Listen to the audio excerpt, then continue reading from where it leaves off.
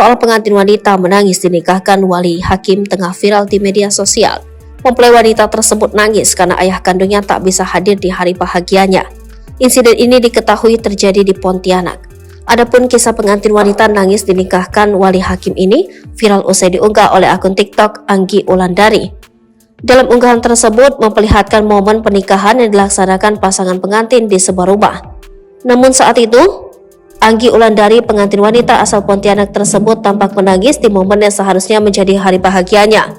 Ia harus merasakan kesedihan di hari bahagianya, sebab sang ayah kandung tak mau datang menjadi wali nikah. Anggi yang mengenakan baju kebaya putih hanya dapat menangis seraya memohon izin kepada pria berjas hitam untuk menjadi wali nikahnya.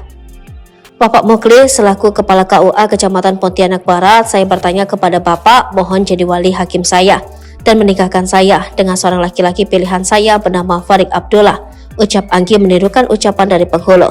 Setelah itu, penghulu langsung menjabat tangan pengantin pria dan menikahkan pasangan ini. Anggi menulis jika sang ayah tak mau jadi wali nikah karena tak dapat izin datang dari istri baru. Kalian nikah diwaliin ayah kandung, mana main diwaliin Pak Penghulu dong. Padahal ayah kandung masih ada, tapi nggak mau jadi wali nikah aku karena bini barunya nggak ngizinin, tulis Anggi. Sejumlah warganet yang mengetahui hal tersebut sontak ramai berkomentar. Tak sedikit yang merasa pilu dengan kisah pernikahan dari Anggi.